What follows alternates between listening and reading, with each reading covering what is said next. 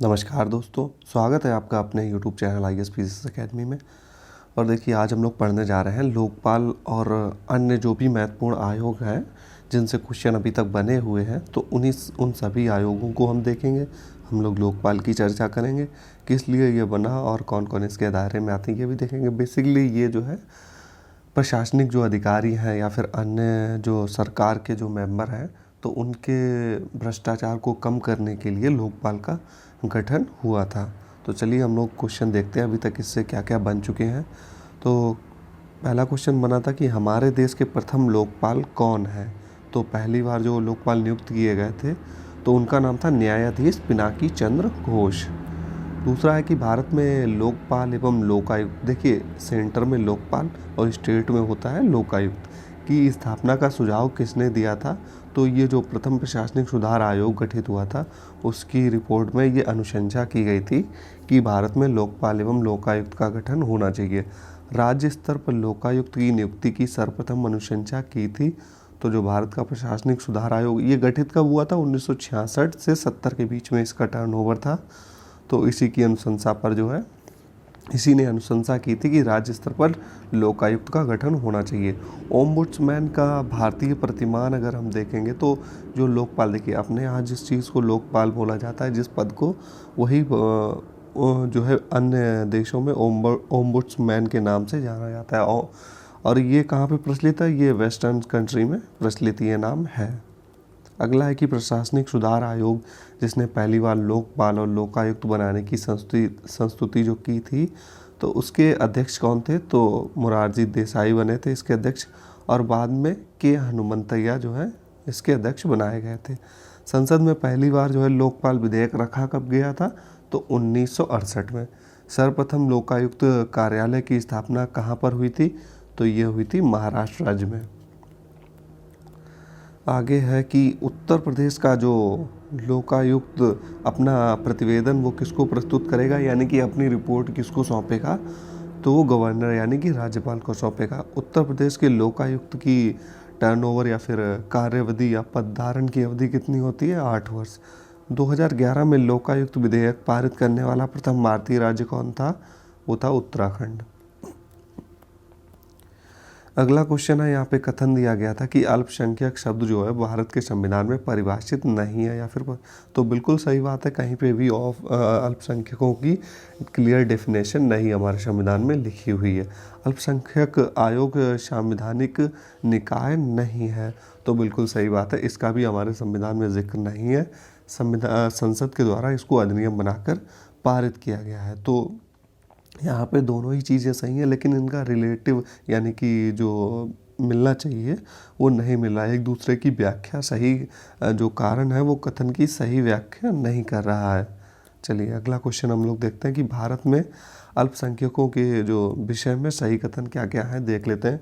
कि भारत सरकार ने जो है 6 समुदायों, कितने टोटल 6 समुदायों, इसमें आते हैं आपके मुसलमान, सिख, ईसाई, बौद्ध, पारसियों और जैनों को अल्पसंख्यक के रूप में अनुसूचित किया है। और बात करें राष्ट्रीय अल्पसंख्यक आयोग को, तो 1992 में इसको सांविधिक दर्जा दिया गया है। भारत का संविधान धार्मिक और भाषाई अल्पसंख्यकों को मान्यता देता है और उनका संरक्षण करता है। आगे देखते हैं कि बोहरा समिति जो बनी थी बेसिकली, तो ये किस चीज़ के लिए जो है आज स्टडी के लिए बनाई गई थी, तो ये राजनेताओं तथा अपराधियों की सांठगांठ के लिए बनी थी 1993 में।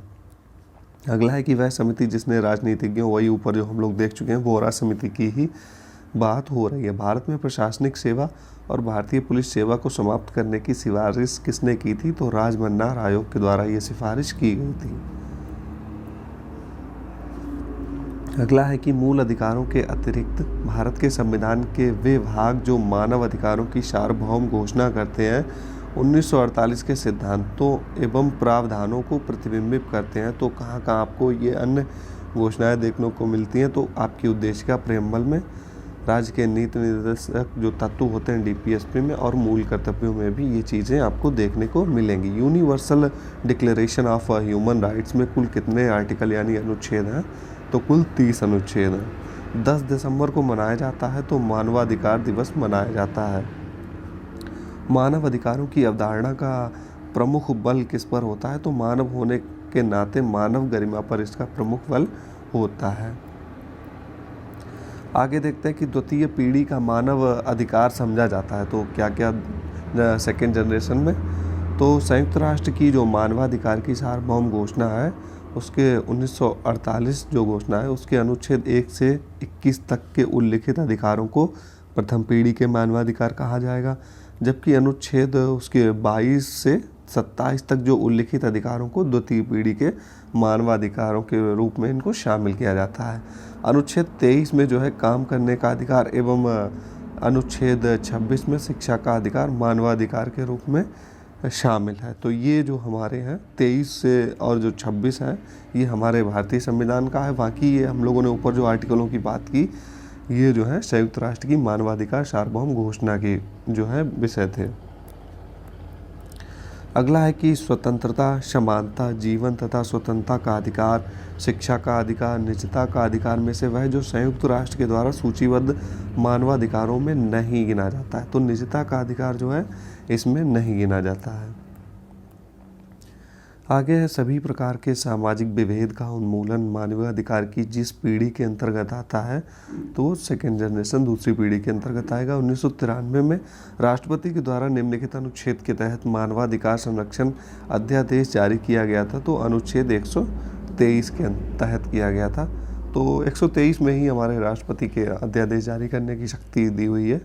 तो इसी अनुच्छेद के तहत हमारे राष्ट्रपति जी अध्यादेश जारी कर सकते हैं। मानव अधिकार संरक्षण अधिनियम 1993 प्रवृत्त हुआ था कब? 28 सितंबर 1993 को। आगे है मानवाधिकार संरक्षण अधिनियम 1993 का उद्देश्य क्या था? तो मानव अधिकारों का बेहतर संरक्षण हो सके, मानव अधिकार सुरक्षा आयोग का गठन इसके तहत किया गया था। राज्यों में मानवाधिकार सुरक्षा आयोग का गठन हुआ था। आगे राष्ट्रीय मानव अधिकार आयोग के अध्यक्ष एवं सदस्यों की नियुक्ति जो होती है उसके लिए कमेटी गठित की जाती है। तो उसके सदस्य कौन कौन होते हैं तो देख लेते हैं। तो उसके सदस्य होंगे आपके प्रधानमंत्री, गृह मंत्री, राज्यसभा के उपसभापति, लोकसभा का अध्यक्ष, लोकसभा में विपक्ष का नेता, राज्यसभा में विपक्ष का नेता। तो ये कमेटी के मेंबर होते हैं। भारत के राष्ट्रीय मानवाधिकार आयोग के विषय में यहाँ पे इंफॉर्मेशन दी है। चलिए देखते हैं क्या क्या है।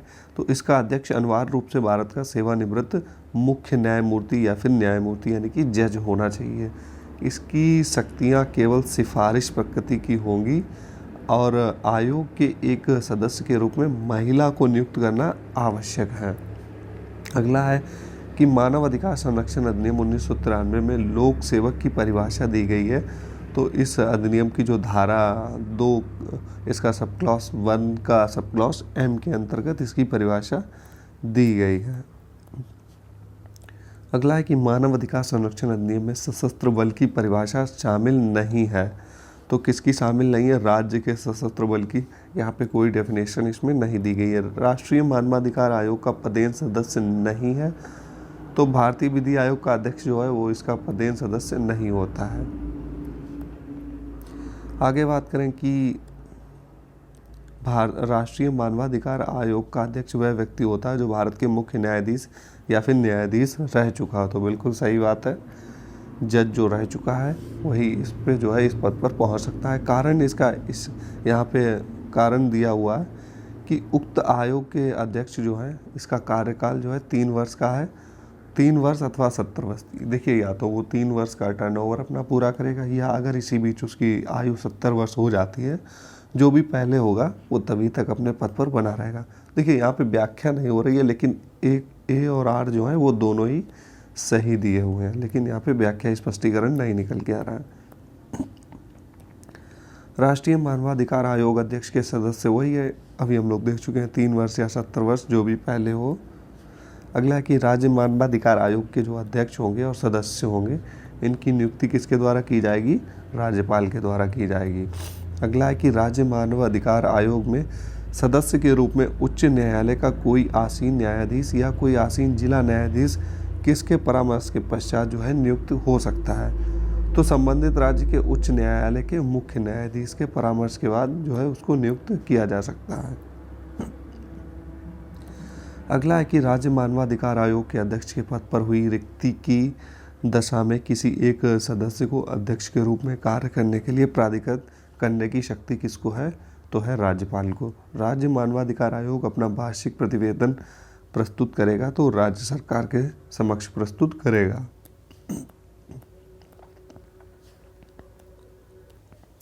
अगला क्वेश्चन है कि राज्य मानवाधिकार आयोग का कार्य नहीं, आपके ऑप्शन दिए हुए थे उसमें जो भी ऑप्शन थे तो उसमें जो गलत था वो जो नहीं कार्य है वो है मानव अधिकारों का उल्लंघन करने वालों को सजा देना। तो देखिए इसका कार्य ही परामर्शदायी होता है, इससे ये खुद सजा नहीं दे सकता, ये अपनी रिपोर्ट देगा उसके बाद में अन्य अधिकारी इसको सजा को लागू करेंगे, ना कि ये खुद सजा देता है। आयोग जो है राज्य आयोग का प्रत्येक सदस्य एवं मानव अधिकार संरक्षण अधिनियम के अधीन कृत्यों का प्रयोग करने के लिए आयोग का राज्य आयोग द्वारा नियुक्त या प्राधिकृत प्रत्येक अधिकारी समझा जाएगा। तो जो प्रत्येक अधिकारी नियुक्त होगा वो लोक सेवक समझा जाएगा या फिर लोक सेवक की नियुक्ति होगी। भारतीय दंड संहिता की धारा आप 175, 178, 179, 80 या धारा 228 में वर्णित अपराध के संदर्भ में मानव अधिकार आयोग को समझा जाएगा तो यह सिविल न्यायालय समझा जाएगा। सशस्त्र बलों के सदस्यों के द्वारा मानव अधिकारों के अतिक्रमण की शिकायतों के बारे में आयोग स्वप्रेरणा से या किसी अर्जी से प्राप्त कर सकेगा, तो प्राप्ति पर जो है केंद्रीय सरकार से जो है रिपोर्ट मांग सकेगा। अगला है कि मानव अधिकार जो है न्यायालयों में मामलों के संचालन के प्रयोजनार्थ राज्य सरकार एक अधिवक्ता को विशिष्ट लोक अभियोजक के रूप में वे निर्दिष्ट कर सकेगी जो कम से कम 7 वर्षों तक प्रैक्टिस में रहा हो, मतलब कि 7 वर्षों का उसके पास एक्सपीरियंस होना चाहिए। संवैधानिक संस्था नहीं है तो मानवाधिकार आयोग जो है वो संवैधानिक संस्था नहीं है। इसको जो है इसकी स्थापना संसद के द्वारा अधिनियम बनाकर की गई है। संवैधानिक प्राधिकरण है तो क्या क्या आता है? राज्य निर्वाचन आयोग, राज्य वित्त आयोग, जिला पंचायत। देखिए संवैधानिक वही बॉडीज होती हैं जिनका उल्लेख हमारे संविधान में किया गया हो, किसी न किसी आर्टिकल में वो चीज़ें दी हुई हों। अगला है मैचिंग का क्वेश्चन कि अंतर्राज्यीय परिषद का गठन 1990 में, राष्ट्रीय विकास परिषद का गठन 1992 में, केंद्रीय सतर्कता आयोग 1964 में और राष्ट्रीय मानवाधिकार आयोग 1993 में स्थापित हुए थे ये सभी आयोग। संविधान पुनरीक्षण के लिए नियुक्ति राष्ट्रीय आयोग से संबंधित कथन क्या है?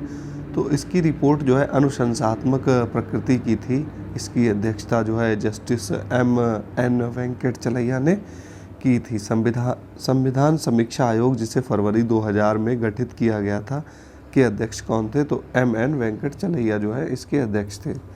स्वर्ण सिंह समिति ने जिस प्रश्न पर विचार किया था तो ये मूल अधिकारों की तुलना में निदेशक तत्वों को अग्रता के लिए जो है इसने विचार किया था।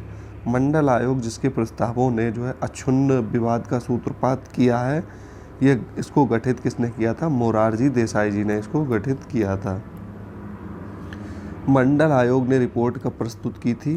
तो ये की थी 1980 में। वर्ष 1990 में अनुसूचित जाति और जनजाति राष्ट्रीय आयोग की रिपोर्ट के अनुसार अनुसूचित जाति एवं जनजाति के अत्याचार का कारण नहीं है तो इसमें धार्मिक कारण नहीं आता है। केंद्रीय सतर्कता आयोग की स्थापना किसकी अनुशंसा पर की गई थी? तो संथानम समिति की अनुशंसा पर की गई थी। भारतीय संविधान का कौन सा अनुच्छेद केंद्रीय सतर्कता आयोग का वर्णन नहीं करता है? तो कोई भी नहीं करता है क्योंकि ये संवैधानिक जो है संस्था तो है नहीं, तो संविधान में तो इसका वर्णन नहीं होता है। बात करें केंद्रीय अन्वेषण ब्यूरो यानी कि CBI की स्थापना हुई थी 1963 में। भ्रष्टाचार निरोधक कानून की स्थापना हुई थी 1988 में। प्रवर्तन निदेशालय ED की स्थापना हुई थी 1956 में। अगला है कि संविधान के किस अनुच्छेद के अंतर्गत संघ लोक सेवा आयोग और राज्य लोक सेवा आयोग को प्रावधान है? तो हमारा संविधान के अनुच्छेद 315 में इन दोनों ही संस्थाओं की चर्चा की है। राज्य लोक सेवा आयोग के अध्यक्ष एवं सदस्यों की नियुक्ति की जाती है राज्यपाल के द्वारा। 2 अथवा 2 से अधिक राज्यों के लिए संयुक्त लोक सेवा आयोग की अध्यक्ष की नियुक्ति कौन करता है? तो ये करेंगे भारत के राष्ट्रपति। राज्य लोक सेवा आयोग से परामर्श नहीं लिया जा सकता, सिविल सेवकों के स्थानांतरण के लिए नहीं लिया जा सकता है। अगला है कि किसी राज्य लोक सेवा आयोग के कार्यों को संघ लोक सेवा आयोग के कार्यों को सौंपा जा सकता है। भारत के जो राष्ट्रपति हैं उनके अनुमोदन के बाद में ही ऐसा हो सकता है। लोक सेवा आयोग के सदस्य को हटाया जा सकता है अनुच्छेद 317 के अंतर्गत। भारत के संघ लोक सेवा आयोग के लिए सही है, तो इसमें क्या चीज़ें हैं? इसका राज्य लोक सेवा आयोग से कोई लेना देना नहीं है, दोनों ही पृथक संस्थाएं हैं। संघ लोक सेवा आयोग क्या है? एक संवैधानिक निकाय है। संघ लोक सेवा आयोग अपना वार्षिक प्रतिवेदन सौंपता है किसको? राष्ट्रपति को। अगला है कि इस पदाधिकारी को हटाने में संसद की कोई भूमिका नहीं होती, तो किसकी? जो लोक सेवा यानी कि जो संघ लोक सेवा आयोग का अध्यक्ष होता है उसको हटाने में संसद की कोई भूमिका नहीं होती है। भारत के संदर्भ में नौकरशाही का उपयुक्त चरित्र चित्रण क्या है? तो जो लोक नीति को कार्यान्वित करने वाला अभिकरण है उसको ही हम लोग नौकरशाही के नाम से जानते हैं। यूनियन पब्लिक सर्विस कमीशन यानी कि यूपीएससी की प्रथम महिला अध्यक्ष का नाम क्या है? तो रोज मैथ्यू। उत्तर प्रदेश लोक सेवा आयोग के व्यय जो हैं वो भारत किस पर होते हैं? राज्य की संचित निधि पर। अगला है कि भारत में पहली बार लोक सेवा आयोग की स्थापना जिस अधिनियम से हुई थी तो वो कौन सा था? गवर्नमेंट ऑफ इंडिया एक्ट 1919 में सबसे पहले इस आयोग की स्थापना हुई थी। संविधान का वह अनुच्छेद जो प्रसाद का सिद्धांत उल्लिखित करता है, तो अनुच्छेद 310 में प्रसाद का सिद्धांत दिया हुआ है। तो हम लोगों ने आज जो है लोक सेवा आयोग एवं अन्य जितने भी महत्वपूर्ण आयोग थे उनके बारे में चर्चा कर ली। बाकी हम लोग नेक्स्ट वीडियो में जो है अस्थायी विशेष उपबंध जो है प्रावधान है इनकी चर्चा हम लोग नेक्स्ट वीडियो में करेंगे। देखेंगे कि क्या क्या चीज़ें हमारे संविधान में जो संविधान निर्माता है उन्होंने अस्थायी तौर पर इनको ऐड किया, क्योंकि ज़रूरत पड़ने पर इनको हटाया जा सकता है। जिन्हीं में से एक है हमारे जो है आर्टिकल हमारा 370 और 35 से, जिनको अब हटाया जा चुका है। ये भी अस्थायी प्रावधान ही थे, तो इनको हम लोग नेक्स्ट वीडियो में देखते हैं। तो चलिए हम लोग फिर मिलेंगे नेक्स्ट वीडियो में।